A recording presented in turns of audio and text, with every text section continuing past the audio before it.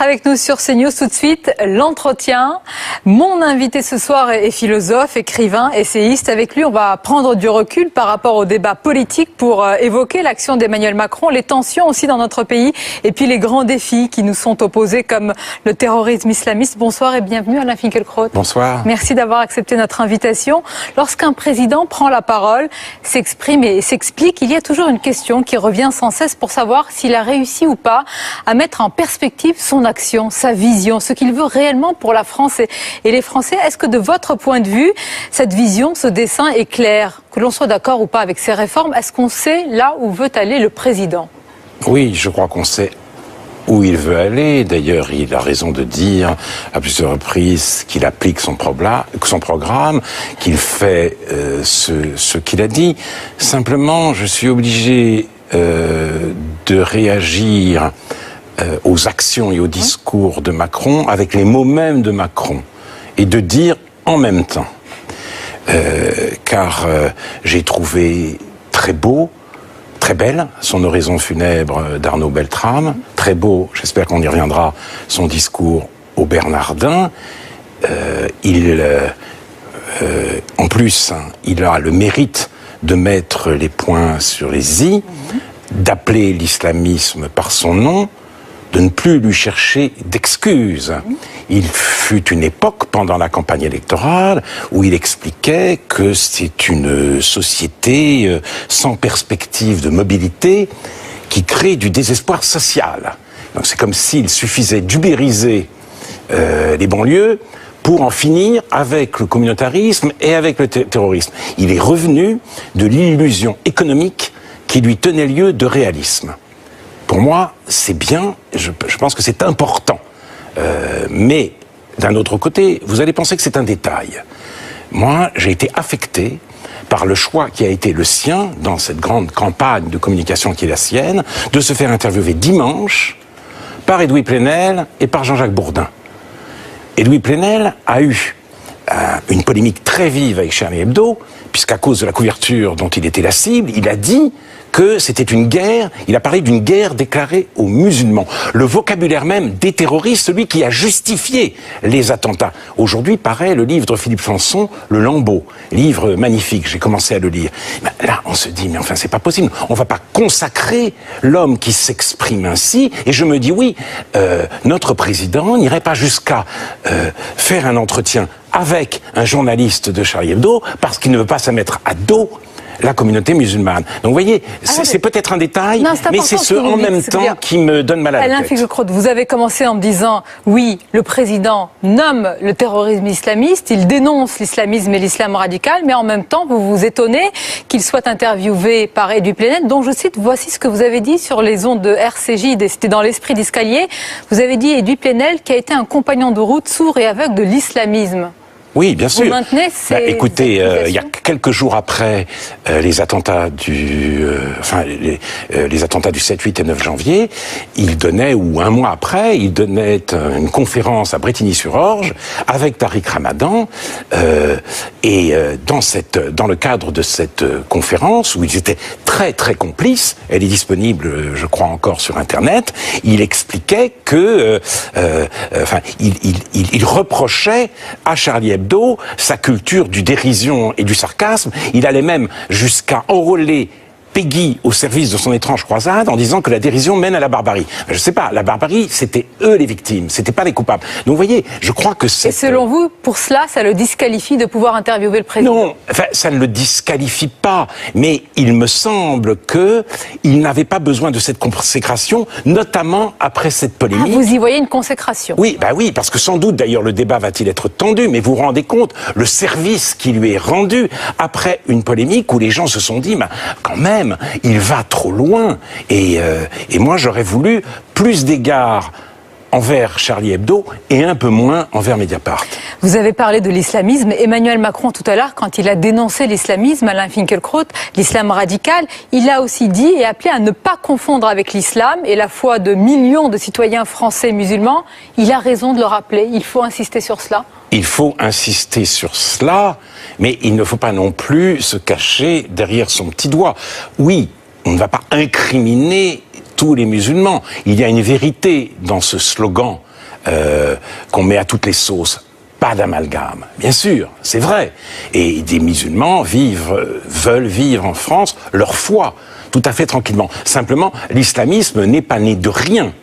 Il n'est pas non plus simplement une dégénérescence de l'islam. L'islamisme, c'est l'islam littéral. C'est-à-dire, on prend le Coran au pied de la lettre. Et c'est en cela, d'ailleurs, qu'il pose un problème, parce que en plus, il n'y a pas à l'intérieur de l'islam, d'après ce que je crois savoir, une tradition critique ou exégétique, puisque, à la différence de l'Ancien et le Nouveau Testament, c'est un livre incréé, directement dicté. Mais ce sont des textes du 7e siècle, il faut rappeler aussi de quoi on parle. Ça ne veut pas dire que les musulmans, aujourd'hui, prennent au pied de la lettre ce texte et appliquent ça aujourd'hui. C'est-à-dire, il est difficile, en tout cas pour eux, de se lancer dans l'interprétation, mais fort heureusement, il y a un certain nombre de sourates ou d'exhortations qui ne sont pas prises au pied de la lettre. Simplement, il est difficile, si vous voulez, de combattre l'islam littéral, et c'est à ce combat que nous sommes aujourd'hui obligés, mais en même temps en faisant les distinctions nécessaires. Mais donc pour vous, l'islamisme, ce n'est pas seulement la maladie de l'islam, comme le disent certains, vous allez plus loin, vous franchissez une autre frontière, vous vous dites qu'il y a presque une similitude si on applique littéralement les textes. Je dis simplement, oui, le maladie de l'islam, c'est le mot d'Abdelwahab Medeb, et je lui suis redevable, et c'est un grand intellectuel. Oui. Mais non, Boualem Sansal va plus loin que Abdelwahab Medeb. Non, je dis simplement que c'est quelque chose. Il y a une difficulté particulière, précisément parce que c'est un livre directement dicté par Allah au prophète. Cette difficulté, elle peut être surmontée par les musulmans eux-mêmes, mais il ne faut pas nier son existence. D'ailleurs, il va y avoir une réforme de l'islam à venir, réforme importante menée par Emmanuel Macron. Vous attendez quelque chose sur cette réforme de l'islam, vous en particulier ? Écoutez, oui, alors, j'ai lu un livre de Didier Lesky, un préfet, qui s'appelle Misère de l'islam. Et il fait cette proposition que je trouve tout à fait extraordinaire. Il rappelle Napoléon, 1806, il réunit le grand Sanhédrin, il est là, tous les rabbins juifs, si vous voulez, les rabbins, ces rabbins juifs, c'est un peu un pléonasme, et il leur soumet un questionnaire sur la polygamie, sur leur adhésion aux lois de la nation, etc. Et il dit, il faut faire un questionnaire du même type, adresser un questionnaire du même type aux musulmans, à tous les étages, et je pense que c'est très juste, c'est-à-dire il faut en avoir leur cœur net sur la question de la polygamie, bien sûr, sur la question des lois de la République, mais aussi, je crois, sur l'apostasie. Attendez. C'est-à-dire, considérez-vous que l'apostasie soit un crime? Et là, je pense que ce serait un éclaircissement vous n'avez nécessaire pas de doute que la majorité des musulmans respectent les lois de la République? Bien entendu. Simplement, il est important que les instances officielles de l'islam disent les choses clairement.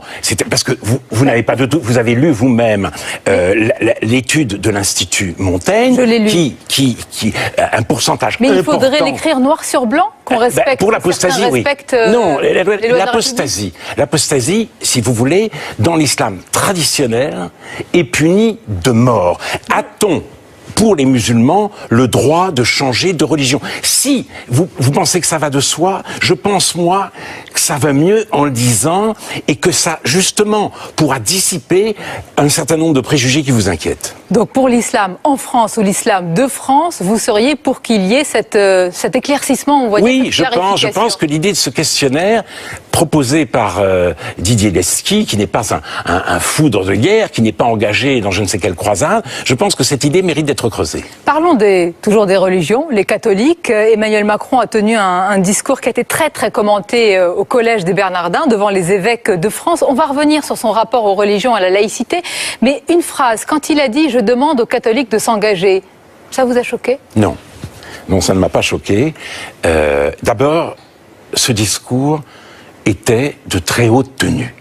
Je l'ai lu aussi attentivement que possible, et qu'au sommet de l'État, on refuse de céder au chantage à l'élitisme, qu'on ne bannisse plus l'exigence intellectuelle et les références culturelles au prétexte qu'elles seraient discriminantes, c'est une excellente nouvelle. Et Personnellement, je m'en félicite.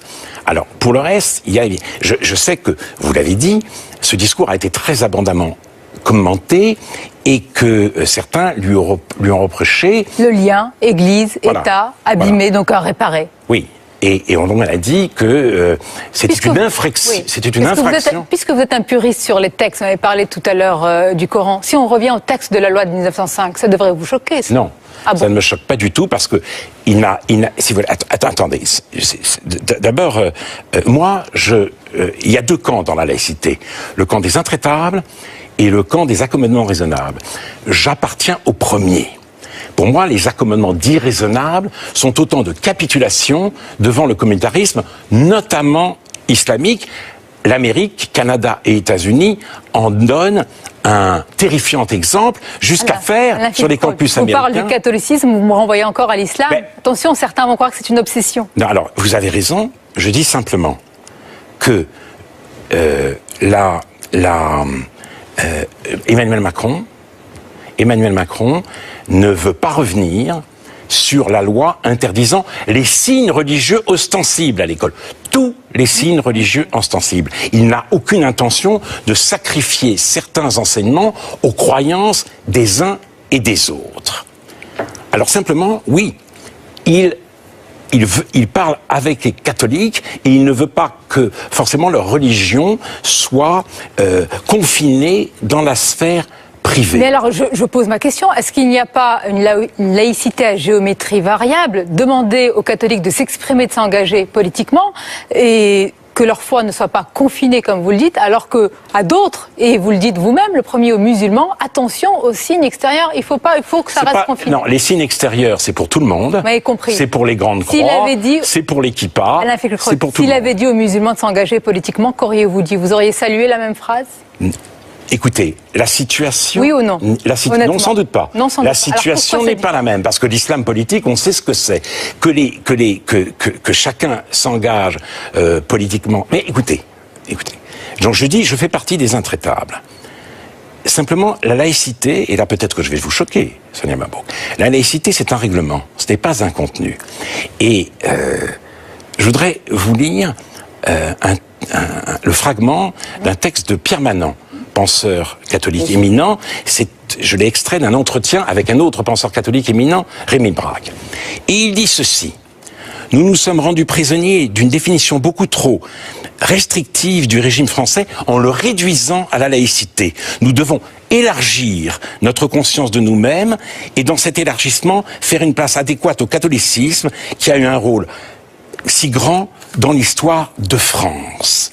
Et là, c'est là que vous allez sortir de vos gonds. Je ne crois pas. C'est un élément essentiel pour donner physionomie et consistance à la communauté qui accueille les musulmans.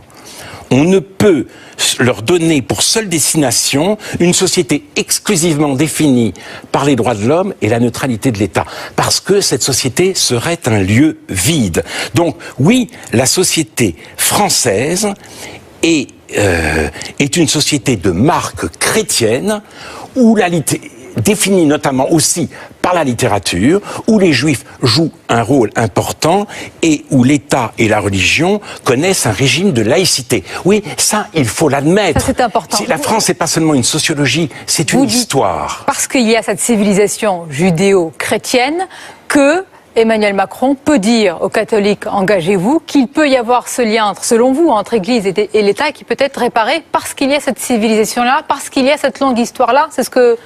D'abord, il ne dit pas, non, si vous voulez... Est-ce que c'est ce que vous pensez? Oui, je pense. Ce que je pense, c'est que la sociologie ne doit pas prendre le pas sur l'histoire. Moi, je ne suis pas catholique. Et je ne sais même pas si on peut parler de civilisation judéo-chrétienne. C'est un peu différent, parce qu'il y a eu beaucoup d'antagonisme, si vous voulez. La fraternité des Juifs et des chrétiens, elle est postérieure à l'extermination. Disons les racines chrétiennes. Oui, voilà. Donc, les racines chrétiennes, oui, je pense que c'est vrai. J'ai été moi-même choqué par la décision du Conseil d'État obligeant la commune de Ploërmel à retirer la croix de la statue de Jean-Paul II. J'ai trouvé ça complètement stupide. On va va pas effacer toutes nos traces. Je pense que c'est important. Mais de quoi avez-vous peur, Alain Finkielkraut? Vous croyez au déclin, à la soumission de la civilisation chrétienne parce qu'il y aurait un islam politique conquérant qui va venir la manger toute crue? Non, je ne crois pas. Je crois que la société française est menacée de l'intérieur par une espèce de nihilisme. Il ne faut pas mettre tout sur le dos d'un islam conquérant qui est, vous avez raison de le dire, de toute façon minoritaire. Là, il y a un nihilisme qui frappe la société française du fait d'une idée folle de l'égalité, si vous voulez. Du tous sont égaux, on a conclu au tout est égal, au tout se vaut. Donc la culture a une place essentielle dans la civilisation française et dans la culture et la littérature. Mais aujourd'hui, Voyez par exemple Tolbiac, les étudiants, l'avenir de notre culture. Eh bien, sur le site, c'est le site de Paris 8. Il y avait un slogan sur un mur extraordinaire: la littérature est morte, vive les smartphones. Donc si les smartphones remplacent la littérature, ce qui est en train de se faire, la France, effectivement, se vide d'elle-même. Et c'est cet évidement qui m'inquiète. Il n'y a pas besoin d'aller chercher un ennemi extérieur. On y arrive très bien tout seul. Sur les universités, justement, vous avez dû lire les autres tags. Il y en a des très choquants et d'autres qui réclament tout simplement la révolution, l'insurrection, une sorte de contre-culture. Ça vous fait sourire? C'est complètement débile.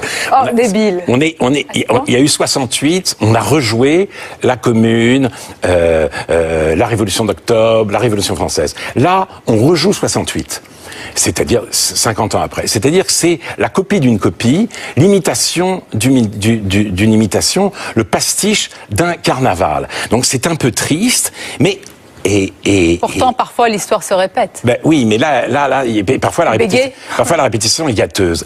et en plus, je m'inquiète parce que j'ai pas de nostalgie particulière de 68. J'étais un sans grade, mais il y avait une espièglerie en 68 quand même, bien incarnée à l'époque par Cohn-Bendit. Vous ne la retrouvez pas ici. Aucune espièglerie. C'est un entre-soi sectaire et méchant. En 68, tout le monde parlait avec tout le monde.